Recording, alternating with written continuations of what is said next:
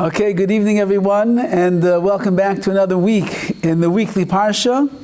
Moving along Sefer PARSHAS, we're holding tonight by PARSHAS CHAYEI. And this is even though that we say that Avram Avinu had 10 nisyonis, he had 10 challenges in his life, he leaves the conquering of the greatest challenge of all, the Akedas Yitzchak, where he's supposed to shecht his son, in the end he doesn't, because that's what HaKadosh Baruch Hu wants. We would think that perhaps after that, everything would be blissful in the life of Avram Avinu. Except he comes from the mountain, and he comes home only to find out that his beloved wife of must be 100 and something years has passed away. And he has an obligation now to bury her and take care of her, and he fulfills all of that. And the pasuk begins in this week's parsha speaking about the life and the death of Sarah. Vayiyu CHAYEI Sarah, and this was the life of Sarah. 100 shana ve'esrim shana ve'sheva shanim, 127 years. Shnei CHAYEI Sarah. These are the years in the life of Sarah. Now we know that the Torah never ever repeats itself. It never says an extra letter, certainly not an extra word, unless there's something that for all of eternity we have to learn from those extra words that the Torah says. And the Torah told us already, these are CHAYEI Sarah, this is the life of Sarah, 100 years and 20 years and 7 years. Shnei CHAYEI Sarah, these are the years in the life of Sarah. We know that already. This is the life of Sarah. She was 127 years old when she passed away. These are the years of the life of Sarah. We know that already. So why does the Torah have to repeat itself in the end of this verse over here and tell us, Shnei CHAYEI Sarah, these are the years in the life of Sarah? That's exactly what the verse has told us up until this moment. Says Rashi something startling. Shnei CHAYEI Sarah, the years in the life of Sarah, what is it coming to teach us? Kulon shavin l'toiva. All of the years in the life of Sarah were shavin equally l'toiva, for the good. Every year that existed in the life of Sarah Imenu's life, 100 years, 20 years, 7 years, 127 years, says Rashi, all of them were equally as good. You can't tell me that one year was better than the other, one day was better than the other. Every single day and year in the life of Sarah Imenu, equally as good.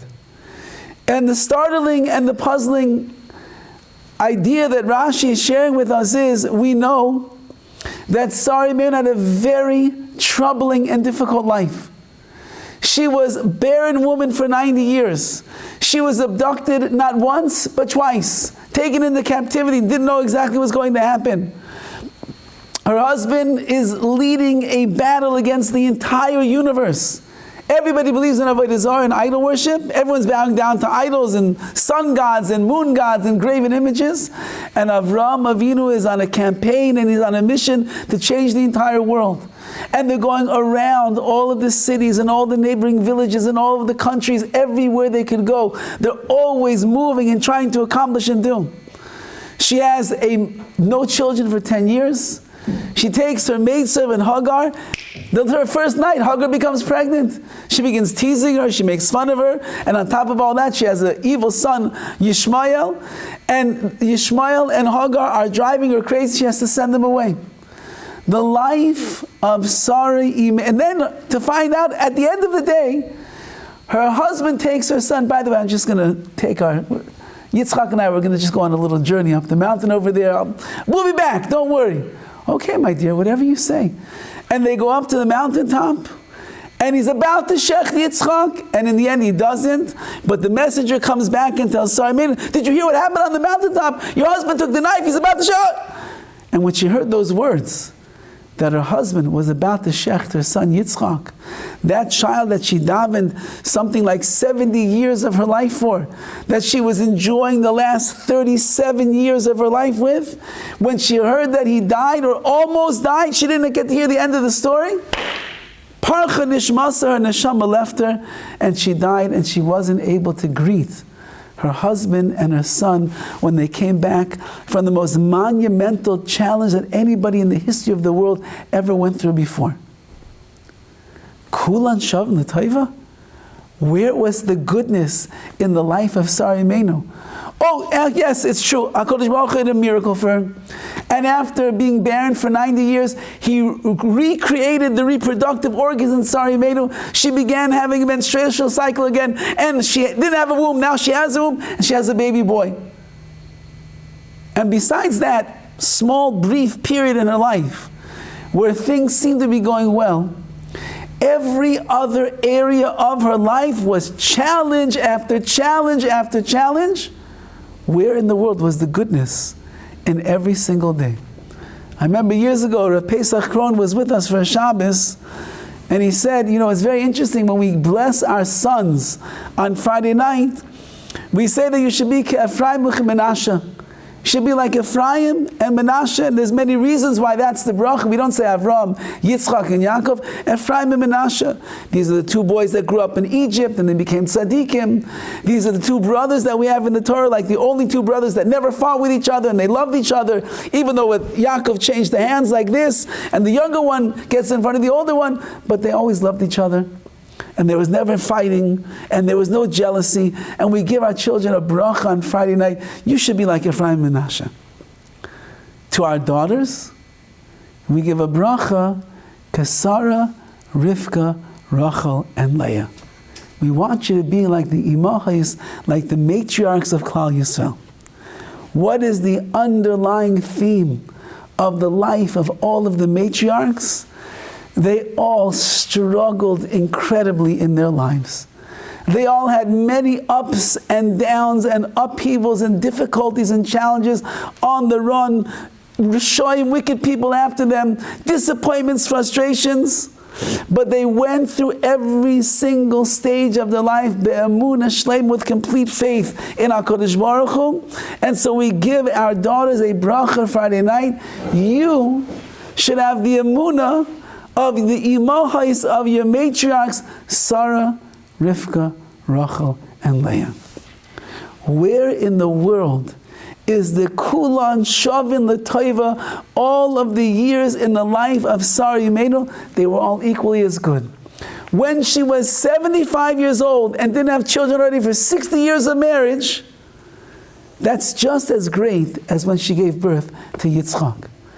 When she was abducted by Paro and she doesn't know what's going to happen while she's there inside of the palace, that was just as good when she was sitting by the bris of Yitzchak Avinu. When Avimelech, the king, took her and abducted her once again, says Rashi, Kulan Shav, it's all so good, just as when she was by the bar mitzvah of her son Yitzchak. It was all, could you imagine her nachas? Her joy by the bar mitzvah. She didn't have any children. She waited all these years. She has a son who's a tzaddik. Now it's his bar mitzvah. She's standing there listening to him learn from the Torah. Wow, she says, look at the chesed of Hashem. Says Rashi, every single day in her life, equally. Kulan, shavin, l'taiva, every year, every day, every minute, all equally as good. Where's the great goodness in the life of Sarah Imeinu? The Torah tells us later on in this week's Parsha, the Avram Zaken. Avram was an old man, he's coming close to his final years. Ba Bayamim, he comes with Bayamim with his days. Vashem Beirach es Avraham Ba'kol, and Hashem blesses Avram with everything. The simple pshat, as we see in Rashi and other Mefarshim, is that he's getting older, he can't go travel now outside of Eretz Yisrael, he needs to find a wife for his son Yitzchak, so he sends Eliezer instead. I'm a zaken, I'm an old man, my time is coming to an end, I have a son, Baruch Hashem, Yitzchak, who's alive and well, he needs a good shidduch. Eliezer, you go and you go find a shidduch for my son. But the Zohar HaKadosh writes on this pasuk over here, Avram Zaken, he was an old man. Zikna is a sign of older years of wisdom and the like. Ba Bayomim, he came with all of his days in his hands. and he presented them to HaKadosh Baruch Hu. And he says, Ribono Shel Olam, look at the life that I led. Look how I went from beginning until now, my zikna, my old age. Look how I went through every single day and every week and month and year of my life. Look what I did with my life. Look how I accomplished. Look how I behaved. Hashem beirach es Avram b'koil. HaKadosh Baruch Hu blessed him with everything. You're right, Avram. Every single day of your life, the way that you use it, the way that you elevated, the way that you made it something that counted, it's all bracha, everything that you went through and endured. And as we mentioned the last couple of weeks, there never was a man in the history of the world who went through as many nisyonos, as struggles and challenges, and even though that we count 10, like we're saying in the beginning of this week's Parsha, it's another one, and another one, and another one, and another one. It doesn't stop. And yet Avram said, look how I used my days, Hashem. Did I get down? Did I get frustrated? Did I complain? Did I argue with you? No. Here's my days, HaKadosh Baruch Hu. Look what I did. Every day was a treasure. Every day an opportunity. Every day was a chance for me to make myself better and grow and get closer to you. Here I am, says HaKadosh Baruch Hu, Beirach es Avraham b'koil. I'm blessing you with everything good in this world, and certainly everything good in the world to come. That's an Avram Avinu. Avram Avinu is the example, he's the dugma, he's the example of what it means to use the days of one's life in the right way. Now, Sari Imeinu was not only the wife of Avram, but she was the greatest Talmidah, she was the greatest student of Avram Avinu as well. And the Gemara, the Mishnah in Pirkei Avos tells us the following. Kol mi sheyesh biyado shloisha davar malolo. Anybody who has these three character traits in their hands, mi talmidav shel Avram Avinu, they are from the students of Avram Avinu. If you can identify these three things in you, not one, not two, but all three, you are mi talmidav shel Avram Avinu, you are from the students of Avram Avinu in any generation. Not only when Avram was alive, but even today, in our lifetime, thousands of years later, you can call yourself a student of Avram Avinu. Ushloisha devar macherim, and three other things. If you have these bad traits, you're a student of Bilam Harasha. Says the Gemara, ayin toiva, says the Mishnah, ayin toiva, a good eye. V'ruach namucha, and humility. V'nefesh shvala, and a lowly spirit, which means you're not looking for too much enjoyment and pleasure in the physical things of this world. Mitalmidav shel Avram Avinu, you are guaranteed that you are a student of Avram Avinu. Ayin toiva, a good eye. The simple explanation in most of the Mefarshim, the commentators, is, what does it mean, a good eye? So it says, Mistapek b'ma sheyesh lo. I'm happy with what I have.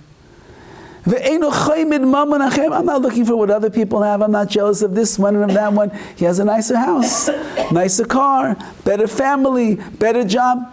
Doesn't bother me. I'm happy for him. I'm happy for me. I have an ayin toiv, I have a good eye. That's a simple explanation. My eye looks good at everybody else in the world, and I'm happy for them. And I'm happy with what I have as well. We had a very chashuv Talmid Chacham that was here this morning, Rabbi Moshe Cohen from Eretz Yisrael. And as I was about to leave the Beis Midrash to go and give a shir, he's like, Yesh daka achad. You have 1 more minute? So I thought he's going to ask me for a very large donation. And he says, I was on the plane, and I was thinking about this Mishnah over here. Ayin toiva. What does it mean, the ayin toiva of Avram Avinu? What does it mean? And the whole drasha, but the yesod of that drasha was, the ayin toiva, the good eye of Avram Avinu, was that he was able to see the good in everything that HaKadosh Baruch Hu did for him. Every nisayon in his life, every challenge, every difficulty, every hardship, all of the pain, all that he had to endure and go through in his life, Ayin Toiva, the eye that he had was, I always see that everything that HaKadosh Baruch Hu is doing, it's all good. Like the famous words of Rabbi Akiva, Kol the Ovid Rachmana Litav Ovid, everything that Hashem does is good. This is not tongue-in-cheek. That's why the Gemara says over there, La'olam chayev adam loymar. A person is always obligated to say the following words in every situation that happens in their life. Kol, everything, the Ovid Rachmana that Hashem does, Litav Ovid is all for the good. Rachmana, the language that we use in the Gemara when we describe Hashem, Rachmana is the language of Rachmanas, of mercy. Everything the merciful one does, it's all good. Says the Mishnah over here, you know what makes you one of the students of Avraham Avinu? When you have an ayin toiva, you have a good eye. What does a good eye mean? I see the good in everything that HaKadosh Baruch Hu does for me. Sari Imeinu was from the greatest Talmidim. She's probably the closest and the best of the students of Avram, her husband. I'm just reading this book on Rav Matizyahu Solomon. His wife, the Rebbitzin, was a very chashva lady herself, but she always said, I'm my husband's greatest Talmidah, his greatest student. Certainly Sari Imeinu was the greatest student of Avram. And she learned from her husband. She would watch him in every single situation. Bo Bayomim, he came with all the days in his hand, a whole year, his whole life. And he said, HaKadosh Baruch Hu, look what I did with my life. Look how I took every situation and I made the best out of that situation. How did he do that? Ayin Toiva. He did it with a good eye, which means he saw the good in everything that Hashem did. And that's possibly why the rest of the Mishnah says, what are the other two outstanding qualities of Avraham Avinu? Number one is Ruach Namucha, great humility. A humble person realizes that I cannot understand everything that HaKadosh Baruch Hu is doing. A humble person realizes that there's a much greater power outside of myself called the Rabbi. He's running the world in the way that he sees is the best way to run the world. So HaKadosh Baruch Hu is everything. I'm very, very small and tiny. Hashem is infinite, I am finite. HaKadosh Baruch Hu is all-knowing, I am mugbal, I am limited. HaKadosh Baruch Hu is all-powerful, I have limited power. So if HaKadosh Baruch Hu is doing this in my life right now, so then in my great humility, I'm able to see with my ayin toiv, with my good eye, it's all for the best. Everything that Hashem does, it's all good. And the third trait of Avraham Avinu is nefesh shefala, which means I don't have burning, strong desires for all of the taivas, for all of the things here of the physical world. I'm not running after this money and after this pleasure and after this place. I don't need all of that. I'm happy to be a very simple person. I'm happy to be a low-key person. I'm happy with all the things that I have in my life. That's good enough for me. And therefore, however HaKadosh Baruch Hu creates my life and sends things my way, I'm low enough, I'm humble enough, I'm simple enough that it strengthens the ayin toiv, the good eye that Avraham Avinu had, which allowed him to see the good in everything. There was just this tremendous asifa of all the Gedolei Yisrael that came to Los Angeles, and the speaker of the night, the main speaker I believe was Ephraim Waxman. And he told over an amazing story about the PARSHAS, the simplicity of the way that the Talmidei Chachamim in Eretz Yisrael are living their lives. And he told over that there was an elite kollel, and a very wealthy man came through to see and examine these avrechim, these young men that were sitting and learning, ba'asmada Rabbi, tremendous diligence.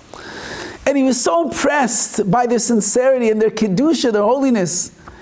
He said to the Rosh Kollel there, he says, these people are probably very poor. Yes, they don't have much. He says, you know, Yom Tov is coming up. I assume that many of them could probably use new furniture. So he said, I'd like to make an offer to your entire kollel. I will be happy to provide new furniture. They have 25 men that are learning. For all 25 Avrechim in the kollel, I will furnish their homes with brand new furniture. So it'll be a nice, beautiful Yom Tiv. The wives will come in and see the new table and chairs, the new beds, the new couch. I would like to buy that for them. Rosh Kollel said, okay, I'll ask them if they want. So he asked them if they want. Who doesn't want a new furniture in their house? So Rosh Kollel says, fine, let me ask them and I'll get back to you, I'll tell you who wants. So a day later, the Rosh Kollel calls up this very wealthy man and he says, I went to all of the Avrechim, all the young men learning in my kollel, all 25 of them. And I told them, Yom Tov is coming. I'm sure that all of you have dilapidated furniture in your house, old chairs, old tables, old couches and beds. He said there's a wealthy man from America who's so impressed with your learning, he wants to give you an entirely new furniture in your house. Would you like? And so the Rosh Kollel says to this wealthy man, I'm sorry to tell you that I asked all 25 of them, and all 25 of them said, we're fine. We don't need any new furniture. We're just fine the way that we are. Because when a person is what's called in the Mishnah v'nefesh shvala, he has a lowly spirit, the new couch and the new furniture and the new bedding, it doesn't matter to him. He's got something much greater than that, and that is Torah and mitzvahs and his ultimate connection to Hashem. And therefore those things are not of interest in his mind. Says the Mishnah in Pirkei Avos, someone that has these three qualities, the ayin tova, the good eye, he sees the good in everything Hashem does, and he's humble and lowly of spirit, Talmida shel Avram Avinu. You are a student of Avram Avinu. Sari Imeinu was the greatest student of all time of her husband Avram. And therefore she encapsulated this message, and that's why Rashi is telling us in the very beginning of the Parsha, Shnei CHAYEI Sarah, these are the years in the life of Sarah Imeinu, Kulan Shavin L'Toiva, with her ayin Toiva, with her good eye. She was able to see everything that HaKadosh Baruch Hu does. It's all for the best, it's all good. The Ramchal writes, in the Mesilas Yesharim, in the first chapter, which is the Choivas Ha'adam Ba'olamai, a person's obligation in the world. Really, Olama means in his world, everybody has their own personal obligation in their world. What I have to do is not what you have to do. And what you should accomplish, I don't have to accomplish. And what your mission is not my mission. And my goals are not your goals. Everybody has Olam, has their own private world with the Ribbono Shel Olam. Says the Ramchal, we learn from all that we have spoken about up until this point. Ki ikar mitzias ha'adam ba'olam. The main mitzias, the main reality and the essence of a person in this world, ba'olam hazeh, in this world, the physical world that we live in, hurak l'kayim mitzvahs, it's for three things. To be mekayim mitzvahs, to fulfill the mitzvahs, that's why you came here. You can't do mitzvahs in that world over there. You can't do mitzvahs when you're just a neshama sitting in the world and the neshama's waiting for a chance to come down here. You can only do mitzvahs in Olam Hazeh, in this world. Such a bad place, this world. So many terrible things that are going on. Says the Ramchal, what could be better? You have a world that you could do mitzvahs, you could put on tefillin, you could keep Shabbos, you could give tzedakah, you could make a bracha on your food. When you leave this world and you ascend to the next world, no more brachas, no more tzitzis, no more tefillin, no more Shabbos, no more matzah on Pesach, no more spending your money on Jewish education. You can't do that in the world to come. Only in this world over here. That's why we know this famous story with the Vilna Gaon. He was on his deathbed and he began bemoaning his plight that he was leaving this world. And people said, Rabbeinu, there's no one like you in the history of the world. You're going to go up to Shemayim. The reward is going to be enormous. What are you complaining about? What are you worrying about? And he lifted up his tzitzis and he said, for in this world, for a few kopecks, you can do the mitzvah of tzitzis. In that world, with all of its glory and all of its dveikis, it's close to the Shekhinah, there's not a single mitzvah that you could do. Says the Ramchal, you came to this world, number one, l'kayim mitzvahs, to keep the mitzvahs that HaKadosh Baruch has given us. Number two, v'la'avoid, to serve Hashem. And the diuk over here in these two words is, I would have thought that if I'm doing mitzvahs, if I'm keeping Shabbos, I'm davening every single day, I'm putting on my tefillin and my tzitzis, I'm making brachas, I keep Yom Tov, I would have thought I'm serving Hashem. But the Ramchal says, you could actually do everything. You could keep all 613 mitzvahs to a T, and you could still not be serving Hashem. Your heart could not be in it. You could still be begrudgingly waking up every single morning, I got to go to shul, the rabbi said we don't have a minyan, we need your help. Every single day that I have to say, bracha, oh, I'm in a rush, I don't have time to bench. Oh, I have to bench, okay, I have no choice, I have to bench. But when a person puts their heart and their soul into it, then the mitzvahs that you're keeping, you're la'avoid, you begin serving HaKadosh Baruch Hu. It's not enough just to do the mitzvahs. It has to be with service of Hashem. And the last thing that a person does is v'la'amoid b'nisayon. I was placed in this world to be oimed, to stand strong and tall and with conviction and commitment to overcome the nisyonos, the challenges that HaKadosh Baruch Hu has placed me in my life. If you're ever walking around throughout the day and you're wondering, what in the world am I doing here? What's it all about? What is the point? You just keep these three things in your mind from the Ramchal and you'll never go wrong. I'm here to do mitzvahs, because this is the only place I can do mitzvahs. I'm here to serve Hashem, which means I give Him my all in the mitzvahs that I do, and that's amunah and bitachon and working on my midos and everything. And lastly, if I will encounter, or when I will encounter a nisayon, I have to be oimid, I have to overcome that challenge. That is the purpose of life. This is the life of Sarah Imenu. Sarah Imenu was a woman that was married to the greatest man of the generation. And we know that Avram Avinu, he kept Kol HaTorah Kula, all of the mitzvahs in the Torah, even before the Torah was given, Avram kept it. They were mitzvah keepers. Because in this world you can do mitzvahs. Today is the day of doing and performing. In the world to come you'll receive the reward. She kept mitzvahs.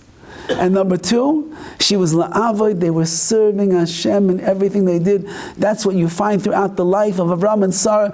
There was tremendous avodas Hashem, service of HaKadosh Baruch Hu, leiv benefesh, with the heart and the soul, doing what HaKadosh Baruch Hu wanted. And lastly, as we said, who had a rougher and a tougher life than Sarah Imenu? Not sure that many other women in this history of the world ever had. But she was an oimed b'nisayon. She was able to stand up and overcome every test. Where did she learn this from? She was a devout Talmidah, the student of her husband, Avram Avinu. This was the life of Avram. This was the life of Sarah.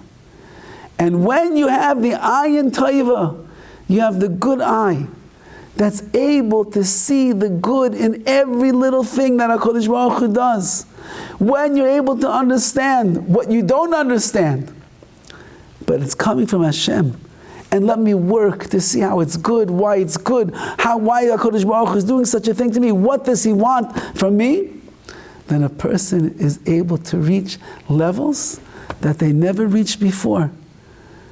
I saw a Maisa recently about a Hasidic Yid from America who went to Eretz Yisrael.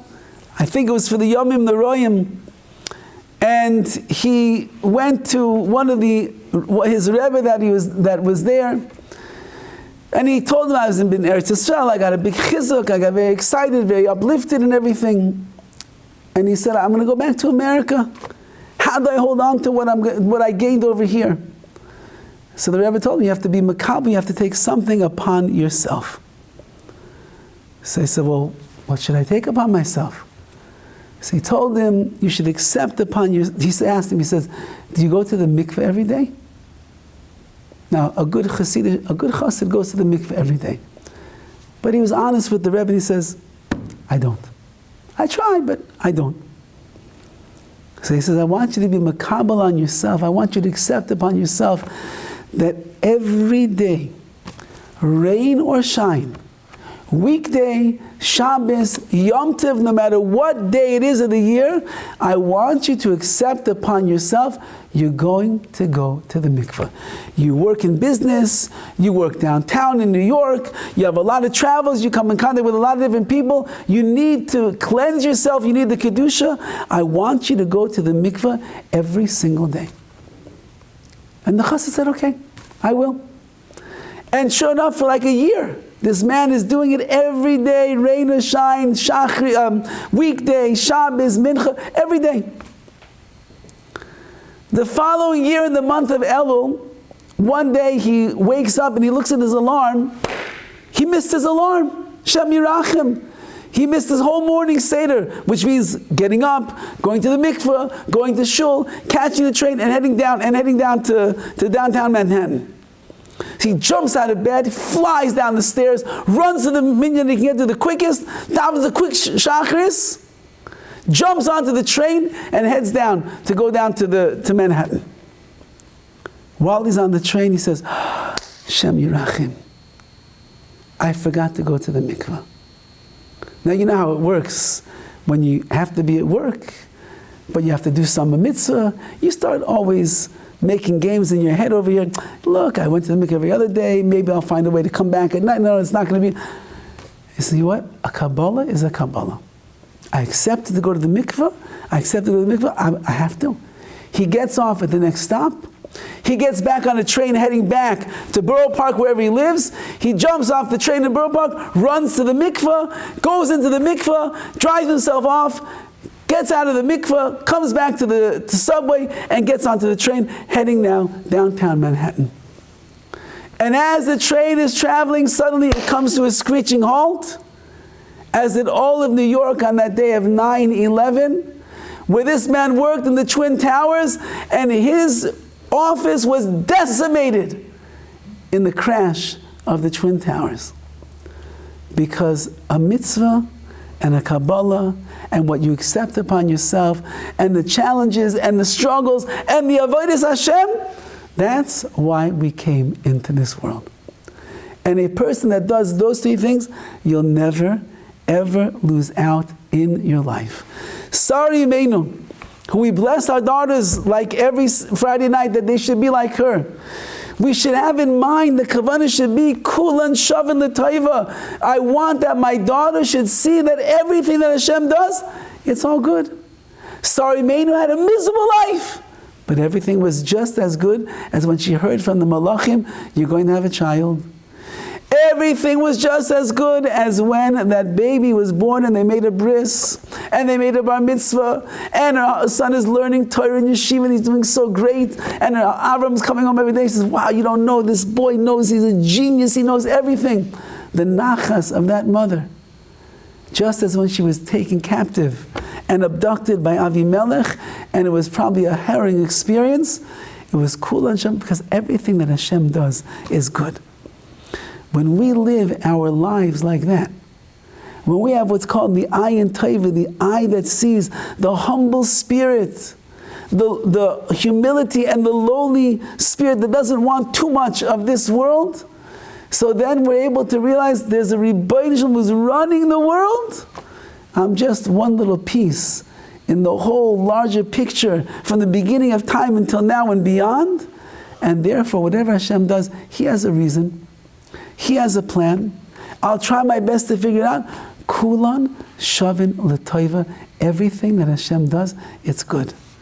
A person who lives like this, that means everything in their life is good.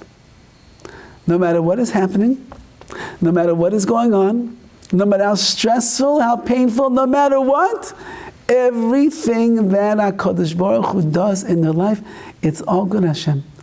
Because Ein Ra Yored Min HaShamayim, no evil and bad comes down from Shamayim, from the heavens. HaKadosh Baruch Hu is in charge of everything that comes to this world, and Hashem is Kulo Tov, He's all good.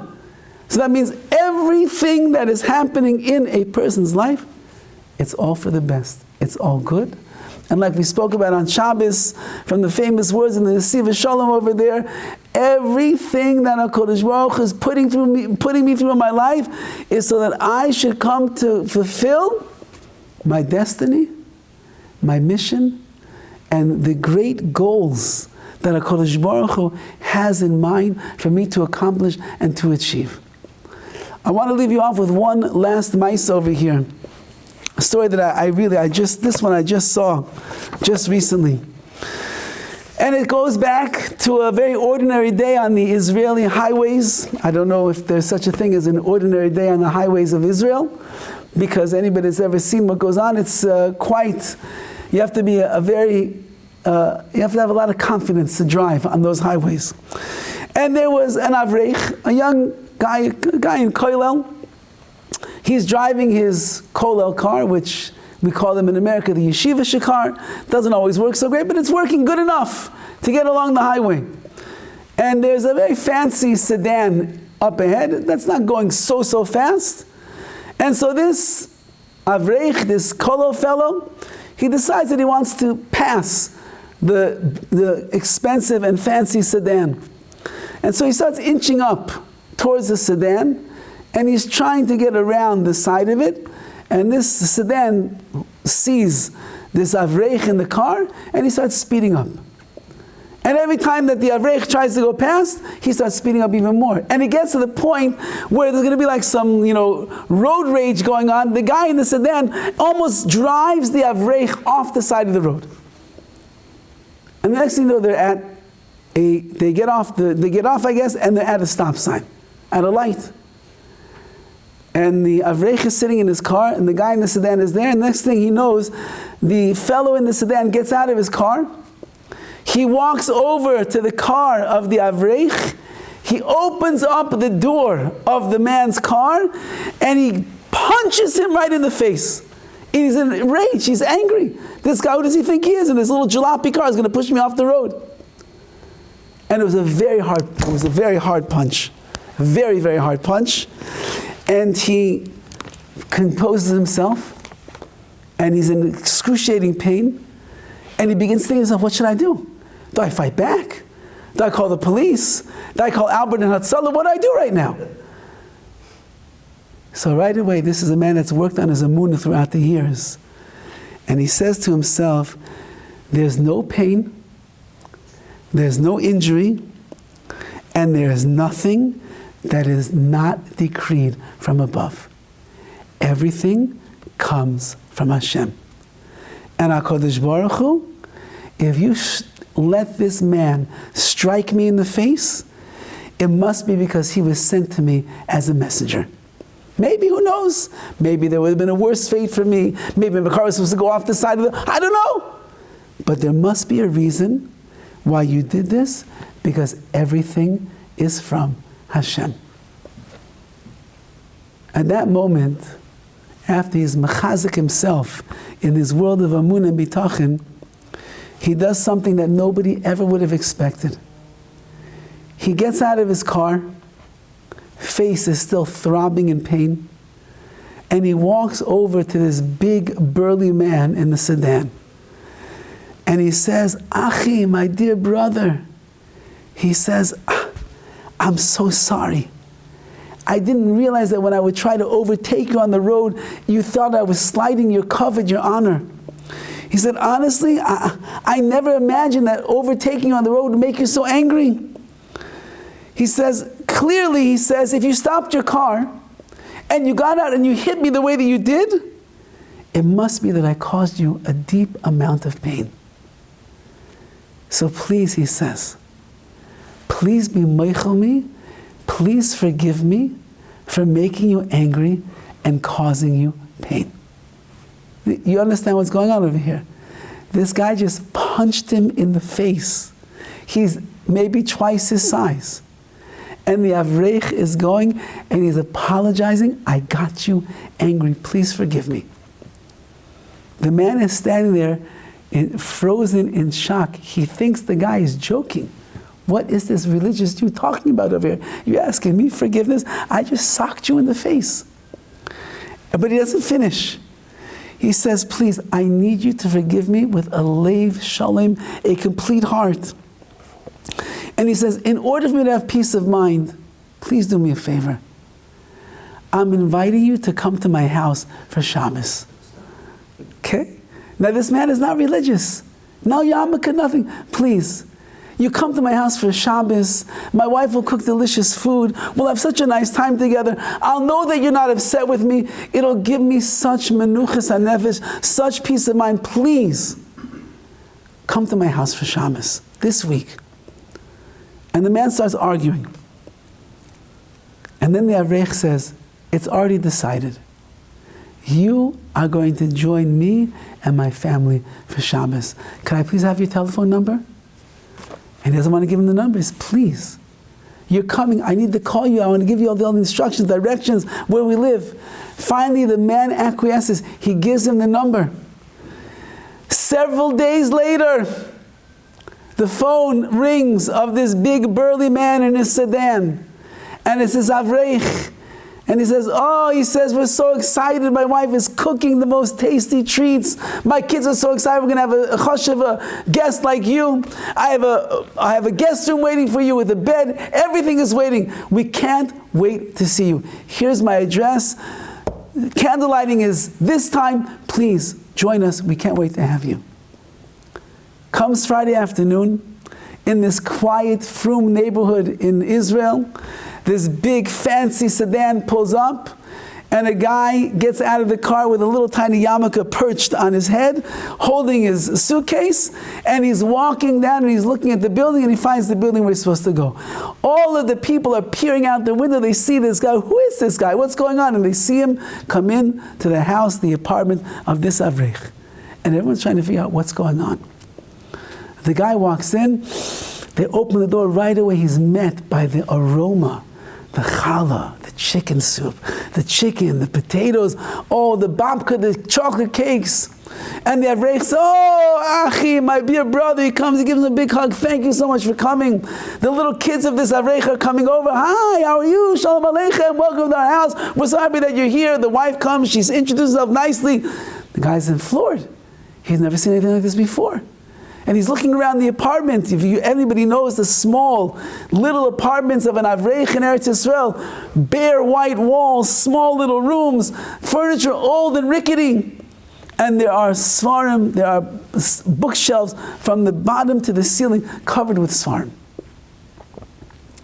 And the man's coming from a much richer, much decadent world.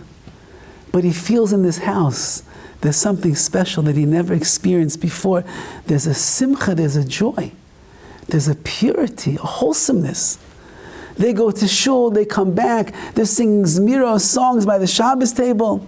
The conversation is flowing throughout the night. The father and the mother, how they speak to each other with such honor, such respect, such love, such shalom, such peace. The kids are joining in the conversations and they're asking questions and they're talking about Hashem and about Amun and about the Parsha, and the father's joking around with them. There's such simcha, such pleasantness in this house, and the man is overwhelmed. And by the end of those 26 hours of that Shabbos, this big burly man that once punched this fellow in the face is a transformed human being. And after Havdalah is over, he stands up and in a very shaky voice, he says, I need to first apologize. I can't believe that I punched you in the face.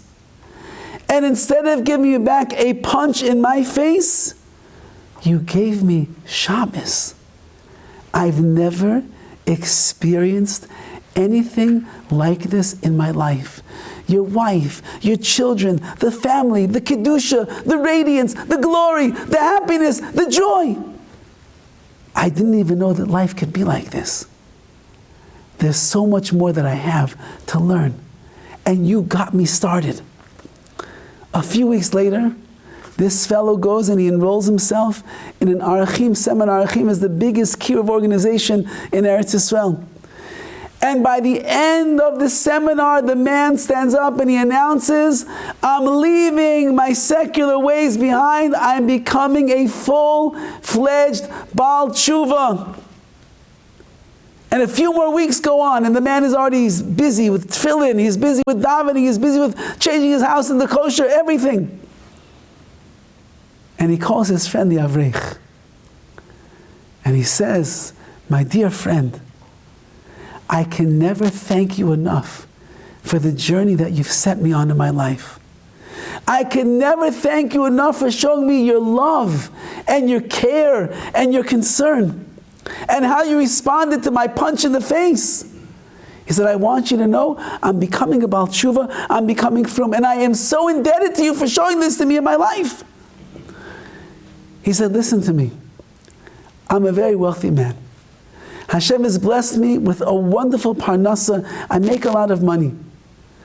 I understand that there's something called Yisachar and Zvulun, which means the one that has the money supports the one that's learning Torah. So he said, for everything that you've done for me, I'm now going to give back to you.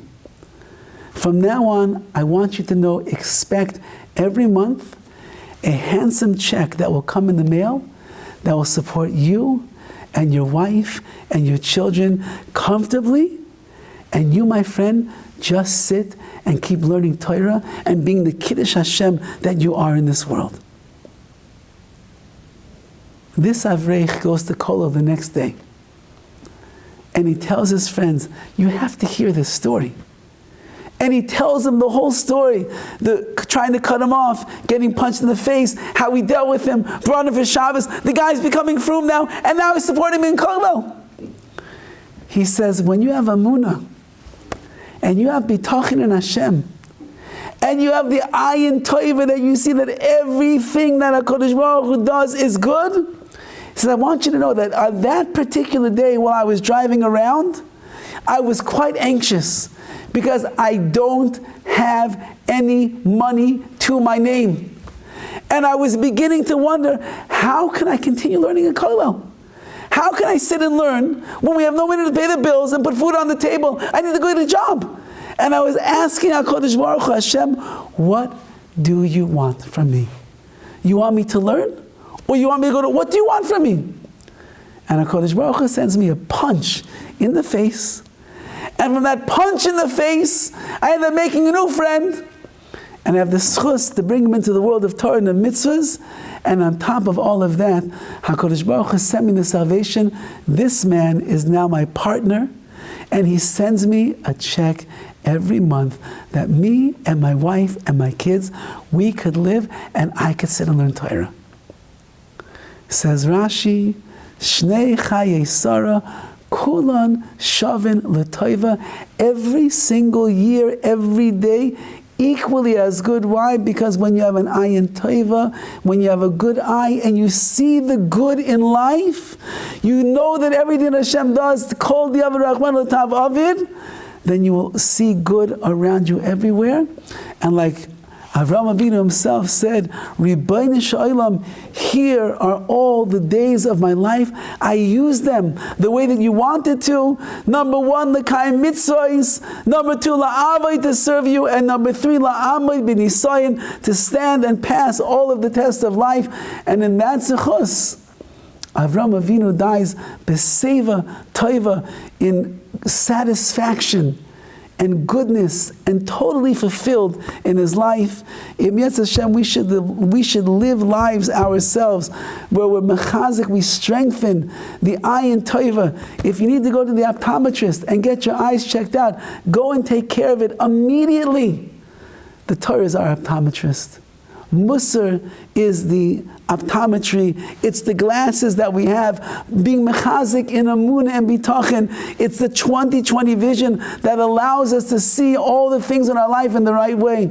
And in that zechus and Yetz Hashem, as Sarah Imeinu goes down in history as one of the greatest women of all time, who was always able to see the good, may we ourselves, Be'ez Hashem, go down in the history of our lives, Ad Mei V'Esim Shana, and be people of ayin taiva, of the good eye, that recognizes and sees and understands that everything that Hashem does, kulan, all of thing, everything, shav in the taiva, it's all equally good.